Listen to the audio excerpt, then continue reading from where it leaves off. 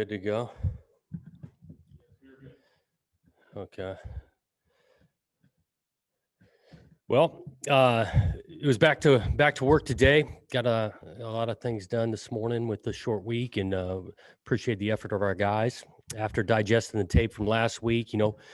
Similar to what we felt during the game, momentum swings. There's some really good plays out there, in really all three phases, and some things to definitely clean up. The punt block by Josiah was obviously huge. I'm just really proud of that guy, the way he's worked, continued to grind, and he's been a factor for us on special teams and not getting disappointed because he hasn't been a huge factor yet offensively. So that play stands out in a big way to us. And I thought defensively, shored some things up in the second half, played really well, gave us a great chance to win the game, and getting some stops in the red zone obviously were huge. And then offensively, I did think the O-line did some really good things in the run game, opened things up for Jamar. Jamar has a really good game with two explosive plays that changed the game.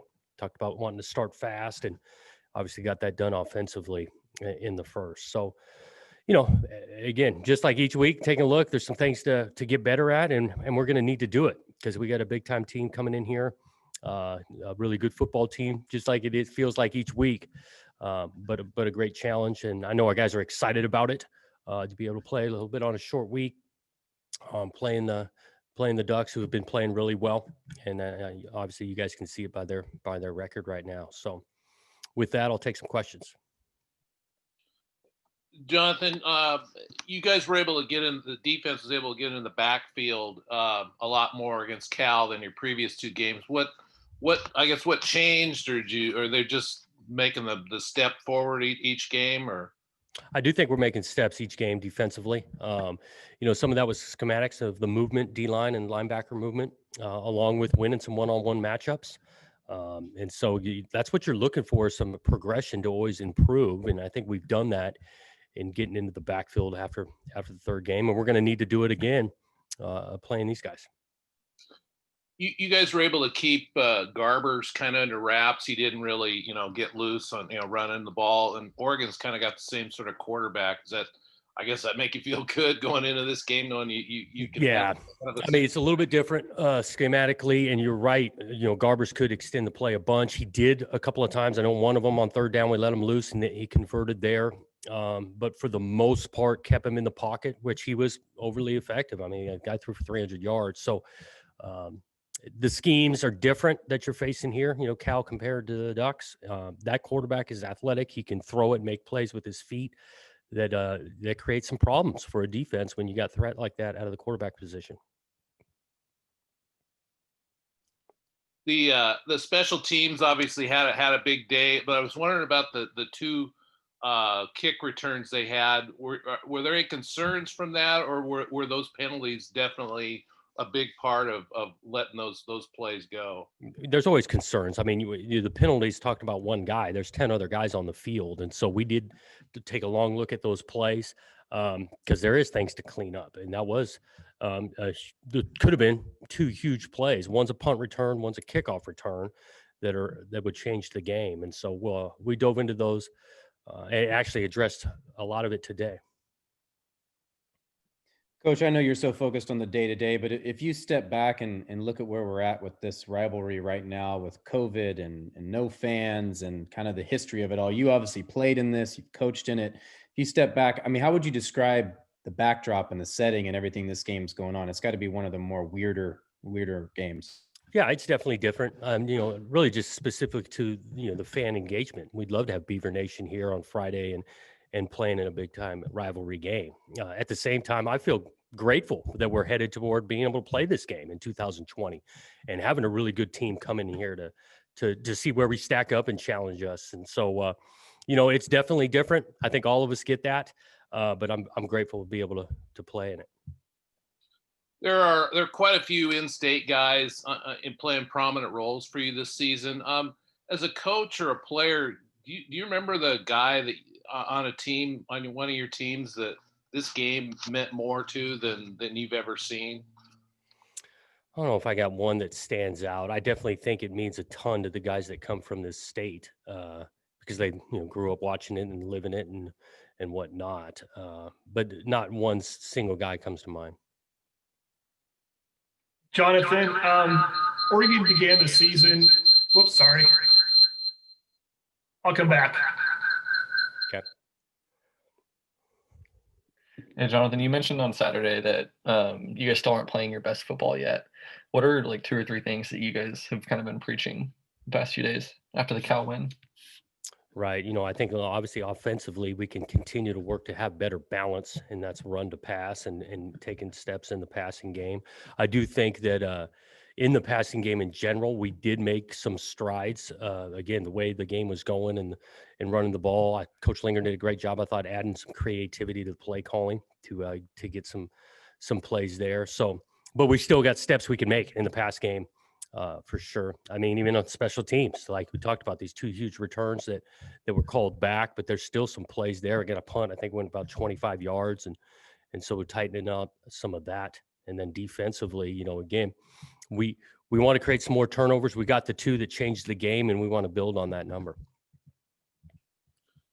This was the 3rd time you guys have won a game when you were trailing in the 4th quarter. And I suppose that's an evolution of a program, but what's the next step for you guys? Look, I mean, you win the games in the 4th quarter. I look at our 3 games in this season. Every game was within a score in the 4th quarter. And so you got to play your best at the end of the game. Obviously, we're not trying to just ease into it from a slow start standpoint.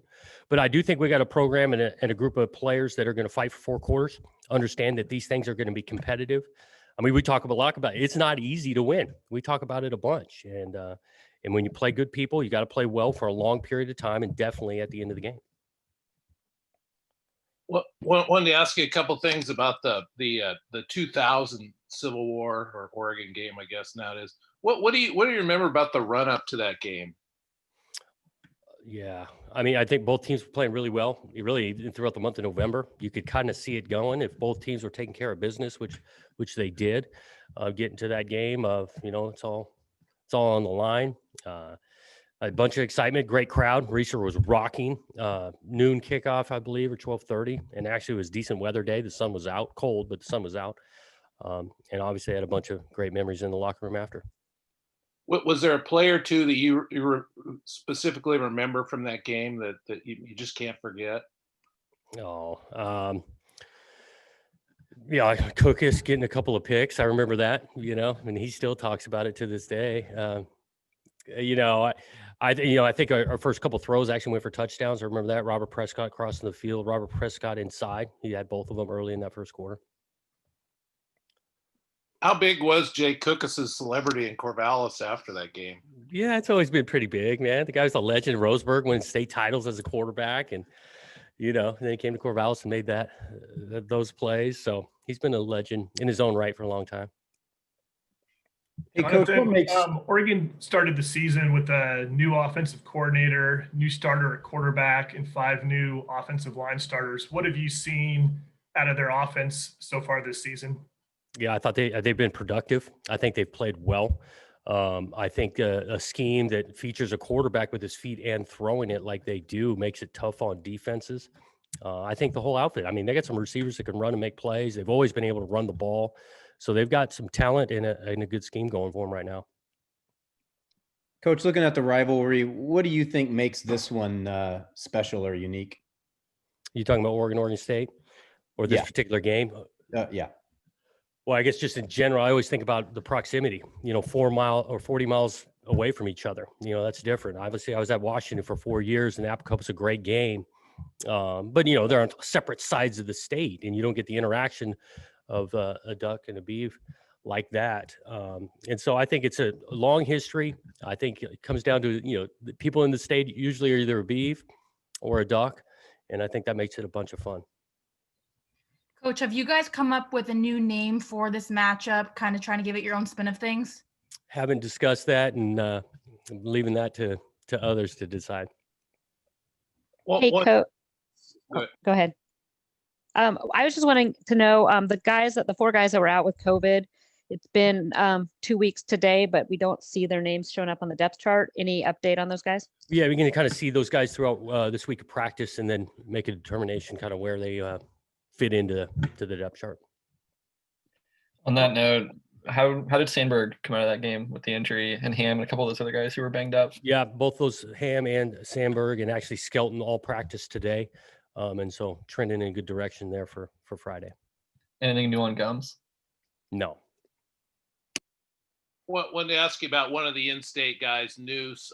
You gave him, I think you gave him a scholarship last year. What convinced you to do that? Well, he was playing well, and he's actually really respected on this team because of his work ethic, how much he's improved. It means a bunch to him. He played a bunch of center last year. He's moved over to guard and played well for us this year. And so that's always one of the better things about my job is guys that, come in here, are paying for things, and then work really hard and earn scholarships. And he definitely did that.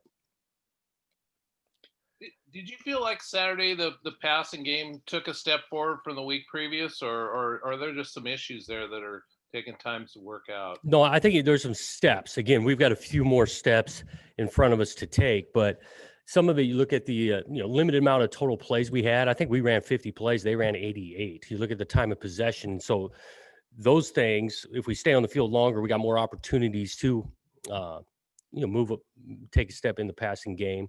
And some of that was quick strikes, right? I mean, the first play of the game, and Jamar houses it from whatever it was, 80 yards out. You're not going to have a time possession.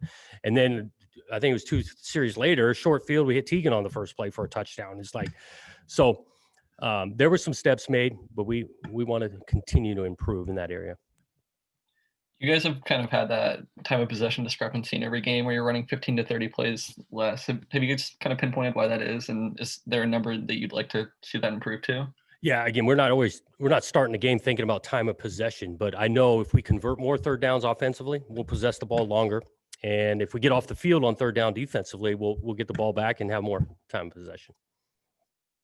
Jonathan, with your success running the football this year, and given how Oregon really struggled stopping the run against UCLA, I'm guessing this is a matchup you really like going into the game Friday, right? I mean, I'll say this, what UCLA was doing offensively is dramatically different than the way we run the ball. They came in, I mean, Chip did a good job in regards to designing some stuff. It was tough to defend. I mean, they're running the option, unique formations. That's quite a bit different than the style we try to run it. So I know, looking at our first 3 games, I got to think they're going to be preparing to be able to slow Jamar down and wanting to do that. And so we got to be able to play some balanced football to have success. Coach, this was the game last year that was kind of the last chance you guys had to make a bowl game. I know you don't really need any extra motivation going into a rivalry game, but is that something the guys have mentioned at all, that this game kind of kept them from reaching that bowl game last year? Yeah, not a ton, and definitely not recently, the last day or two as we get prepared. I mean, look, we definitely want to learn from our experiences last year, coaches, players that returned. But again, the approach we take is each week. We know we got an opponent on Friday. We want to prepare as well as we can for that and let it all hang out. Jonathan, this will be the obviously the first time Tristan's played a team he's actually started and played against. From your experience as a quarterback, did you find playing a team a second time, did it matter much, even if the personnel's a little different? I mean, it's a two-way street. I think there's some benefit because they're, the same coordinator over there. So you're anticipating seeing some similar pictures of coverage that you saw in the first one. At the same time, they've seen him now and played against him for a game, and they'll have some adjustments and different ways of attacking him.